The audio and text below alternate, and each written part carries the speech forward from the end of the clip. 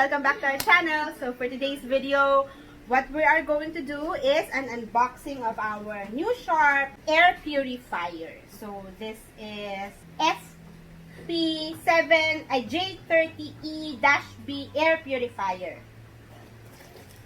So alam naman natin ngayon na kailangan talaga natin ng mga air purifiers at air filters dahil sa viruses and bacteria. Plus, kami kasi very prone kami sa allergic rhinitis. I do have allergic rhinitis. My daughter Sky also has allergic rhinitis. And it has been acting up for a long time already. Feeling ko dahil lagi kami sa bahay.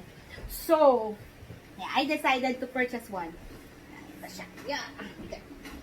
Nakalagay dito, it has a haze mode, which is mounted. It has dual action with a plasma cluster ion.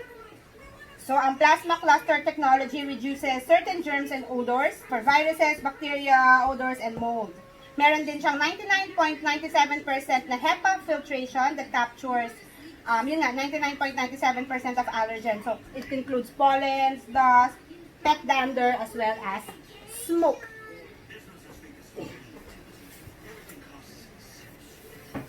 Yan, let's see what's inside. Yan, so let's do an unboxing. Yeah.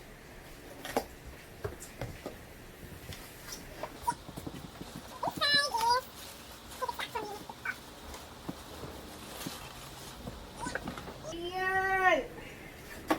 Yan. And some paperwork, manuals, etc. So let's put it all here. So that's this one, this one, this one. Yeah. So, bale, ito na siya. So, maliit lang siya. Yan.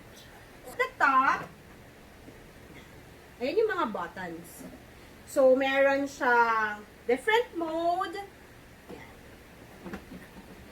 Meron siyang different mode. Meron din siyang haze mode. Yung haze mode daw kapag sobrang parang madumi talaga, feeling mo madumi, para mas mabilis yung paglilinis niya ng air. At the back, you will find the filter. So, dalawang layer daw yung filtration nito. Nakalagay. Please remove the plastic bag.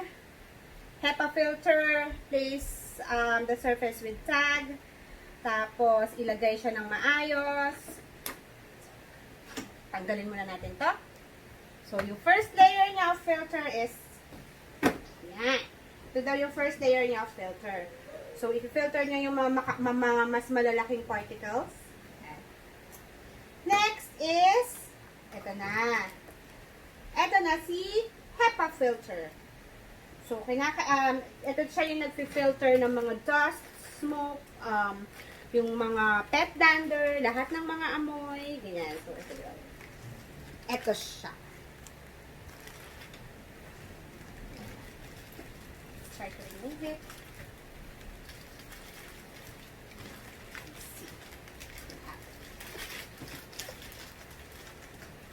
Nakalagay dito. Ito, washable to. Itong part na to, washable. Ito daw, vina-vacuum lang daw siya. And, it usually lasts 2 to 5 years bago mo palitan. So, depende kung gano'n na siya kadumi. Tapos, if halimbawa madumi na siya, vacuum out lang daw or pagpagan lang daw from time to time. Para mas tumagal yung filter.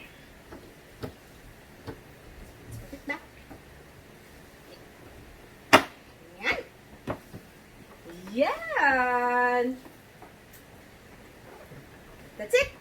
Thank you. I'll give a feedback about this siguro mga after a week or 2 weeks ng paggamit namin. Let's see kung mag-i-improve yung aking at yung anak kong yung allergic rhinitis namin mag-ina. Thank you. Bye!